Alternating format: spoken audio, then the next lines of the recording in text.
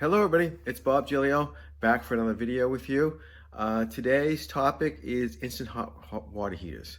I've owned an instant hot water heater in my house for about 12 years now, and I'd like to share with you some of the experience I've had with them and give you a review of the one I've been using, an Insinkerator, and then go into what happens when they don't work right and possibly how to fix them. So here is my Insinkerator Involve series water dispenser. It's hot and cold. So here is the hot dispenser, hot lever, gives you instant hot water, and then here is the cold. Both of those water streams are filtered, and to look at some of the plumbing, we'll go underneath the cabinet here, and this is the plumbing, and it's not that clear if you look at all these tubing and filters, but here is the supply line here, which I plumbed in a separate supply line just for the filtered water, which here's the filter right here. So I'm using this polypropylene line into the filter cartridge, and then out of that filter cartridge comes one line that gets split into two copper lines that goes up to the valve that you just saw. And then from there, one of those lines come back as a blue line from the valve that goes into the hot water tank, which is right here. This is a model HWT00. And you'll also see two other tubes here. This middle tube here, actually is the one that supplies the hot water up to the faucet. And then this other one is a vent tube. So this is the third tank that I've owned. The first one, I put it in 2011, and it lasted just about 10 years. And then the second one I put in about 2.5 years ago, and that one failed as well. And this one I just put in October, and Insinkerator was nice enough to cover it under their 3-year warranty period. So here is the tank that failed on me. This is the one that was replaced by warranty. So the issue with it was that it wouldn't heat the water to close to 200 degrees. It was only getting it to about 120. So it didn't leak, which is the other issue. These things will either leak or they won't heat the water. So the previous one I had to this one, actually the first one I bought that lasted 10 years ended up leaking. So I'm pretty sure that was just a gasket leak, or maybe there's a reservoir, a plastic reservoir at the top, maybe that cracked. I didn't really look at it. I tossed it before I took a good look at it. But anyways, this one we're going to do an autopsy on, understand what happened, and to check it out and show you how it works. I don't really know at this point, so we're going to learn together. We're going to take it apart and evaluate first, figure out how it works, and then second, figure out what went wrong with it. So the first thing we're going to do is we're going to take off this casing, this plastic casing that's insulated as well. There's one screw there on the top, a small Phillips head screw like that. And then it's basically a seam here along the whole faceplate. So I'm just going to take this nifty, it's actually an iPhone tool, or a tool where you can pry open cases of just about anything. You can also use a screwdriver for this, so it's not really a big deal. But there's a couple of latches under here in the casing that you got to kind of pop open, like there we go. There you go. That top one that really was the one that took. So let's open this up. All right. So here it is. This is the thermostat right there, the temperature control, and there is the electric heater. So let's take off the casing so you can get a better look at it.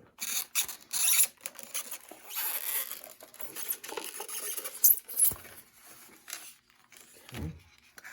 Put that aside for now. All right, we'll take this off.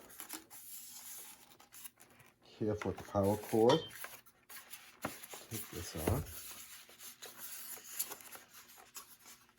I think we're going to have to remove this recirculation line here, kick off insulation. So let me get a tool for that.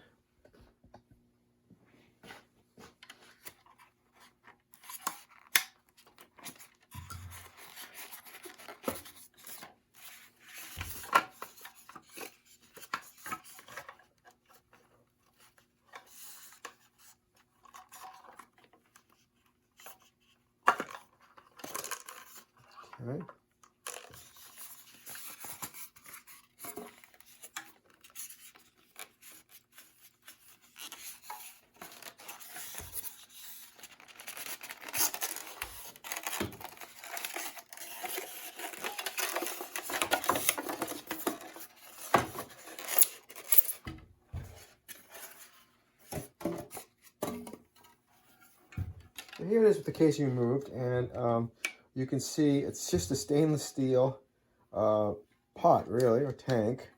And I figured out it's non-pressurized.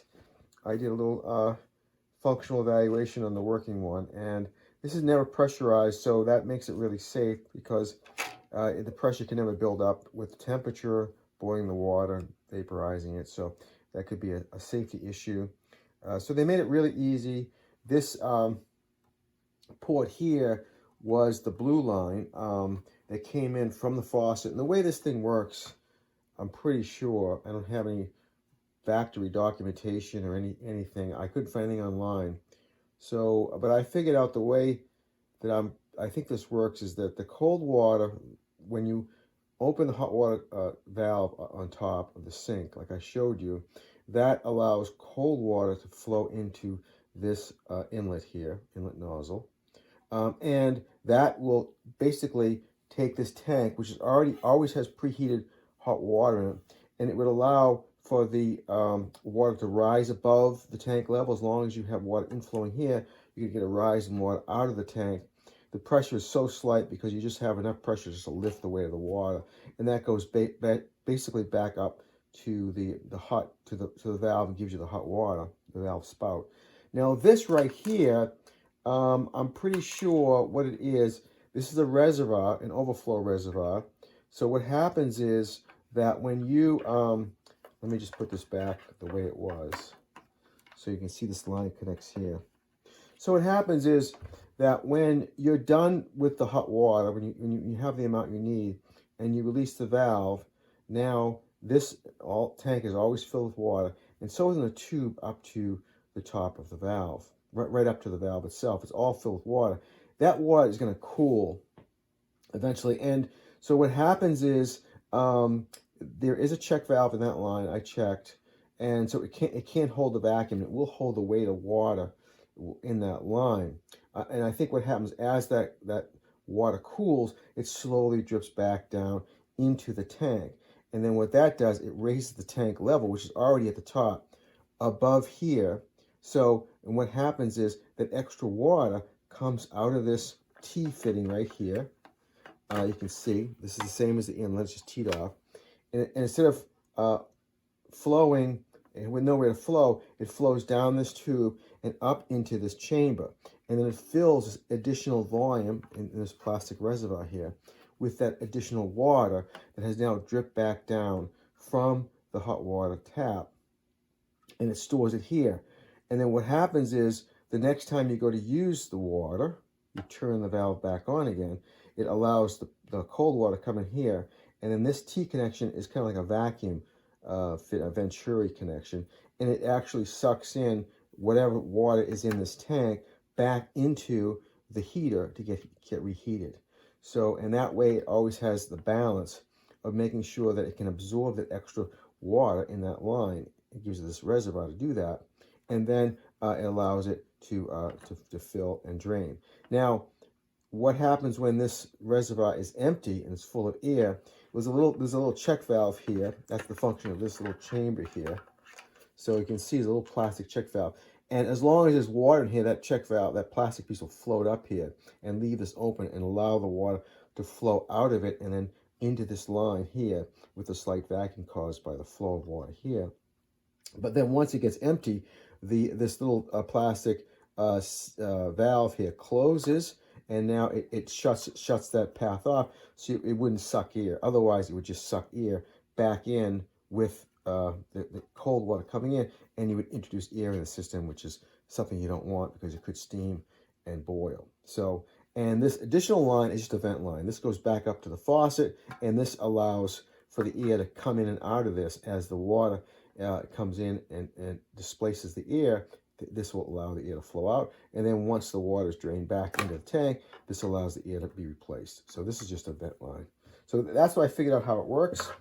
So, and then the rest of it is just like your home electric water heater, only a miniature version of it. You have the heater element here. You have line voltage going through the heater element through a thermostat that determines when to turn the heater element on and off based on a temperature setting right here on the knob here. So since it wasn't heating the water to the full 200 degrees, then there's either a problem with the thermostat or the heater element itself. So now we're going to do some electrical testing to see where the problem is. So you can get a better view of things, I took off this bracket here that was covering the thermostat, and it was held in with a screw. Like you see these screws here, they're all the same screw, and they don't want you to, the average guy, to fool around with this thing. It's actually a Torx number 9 head on the screws. So I just removed that, and the function of the purpose of the bracket is to keep the thermostat back touching the tank, and that's how it reads the tank temperature through conduction, and then it senses what the temperature is and turns itself on according to the setting.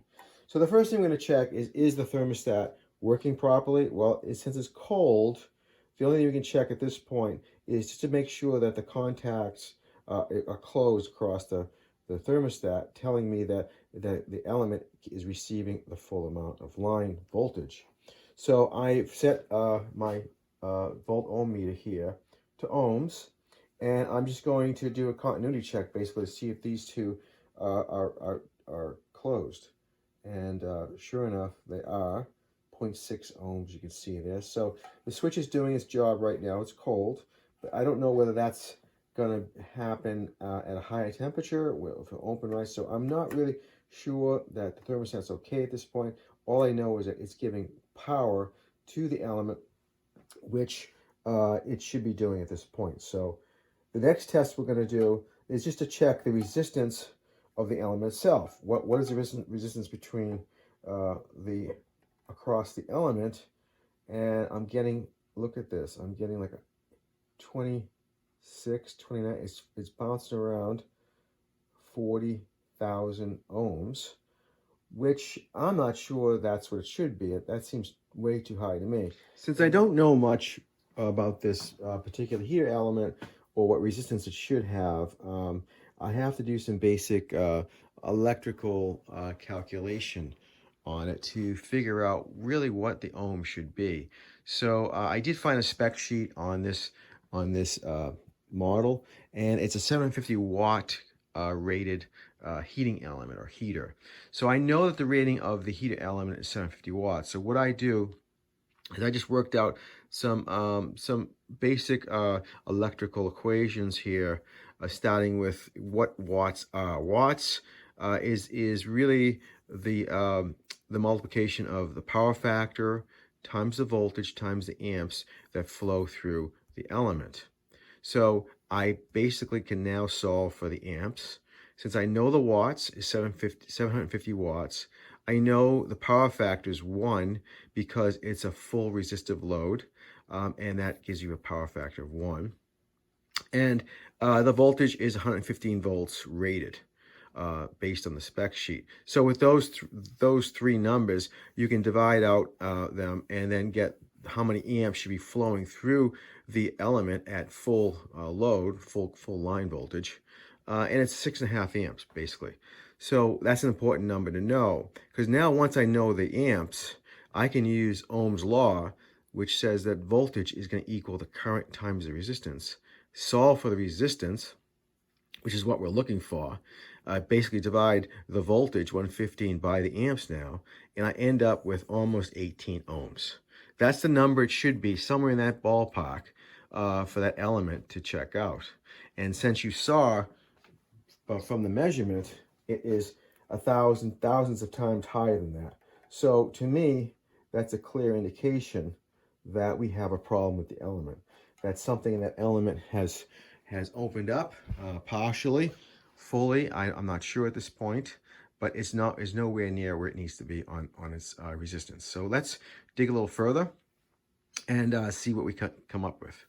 So I'm going to take off this cap here, which I'm not sure what it is, but you can see the ground the equipment ground is going to the cap, okay, to ground the shell.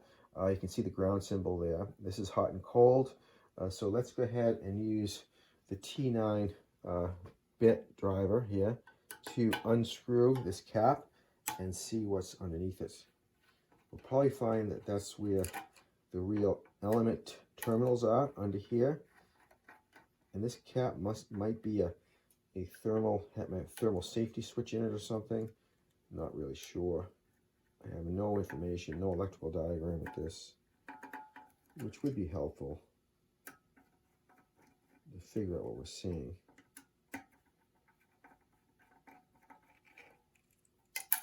Whoops. Okay, so I unscrewed those three, and it looks like under here there's a contact here. Maybe this is like a thermal fuse or switch that turns off once the tank gets so hot. I'm not really sure, but I do see some discoloration of this disc here. But let's dig a little further. Let's see what the reading is. Now this is the element itself, and here are the two terminals that come across the element that you can see the copper conductor here, or plate that they connect to, conductor. So let's try the resistance again. See if we get a different number now.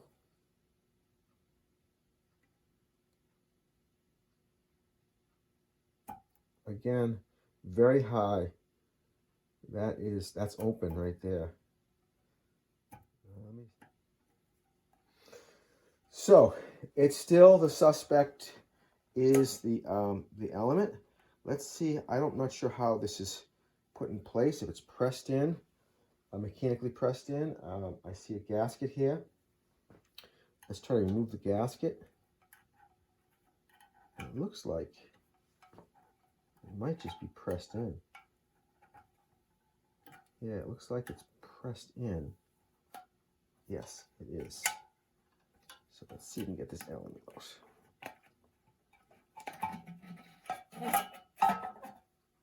Okay, so we pop the element in. Sorry. So now to see the element, we're going to have to open the top up. So we're going to go around here. We remove all of these screws here and nuts, and then open the top of the tank out.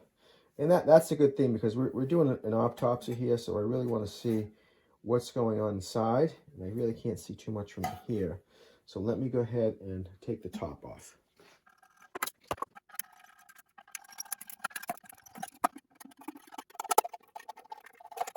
Okay, with the tank opened up now, you see the top. This by the way is the cold water tube. So as we were saying before, when the water was being pushed down with the faucet, it would fill the bottom first, the cold water, and the hot water would be above it, and it would come off the top. So that's why you'd always be assured that you get hot water here from this. That's how that works. Here's a gasket here. It looks like it's in pretty good shape. And the tank itself looks like it's in pretty good shape. I mean, for in service 2.5 years, there's a little bit of sediment here. I think that's part of the gasket. So not too bad. The water here in my house is hard water, but I have a water softener, so you can really see the benefit of water softener now, because this isn't having any calcium buildup inside here. So, but looking at the element, you can see it's all of the clues are kind of pointing right toward the element. You see how it's corroded here, right here. So we have corrosion here. I'm not sure what's going on, but right here, and then it looks like it's actually split open here. So it looks like I have a crack right there in the element up when it goes against the case. I'm not sure if that is a defect or a manufacturing process issue. They covered under warranty, so it's good that they did, but it looks like some corrosion system was going on here, and it corroded through the coil. Water got inside the coil and caused it to corrode. And that's where we're getting high resistance across the terminals. So I wide brushed the coil right where that swollen part was and the cracking was. And as you can see, that is definitely a damaged coil there. I'm not sure whether it is meant to be welded to this plate the way it is. It looks like it is. The coil is intentionally bent up like that to be able to be welded to this plate, the mounting plate, maybe for stability, structural stability. But you can see I got some weld splatter here. Looks like from the manufacturing process. But I'm going to go ahead and kind of pry this plate away from the coil right here.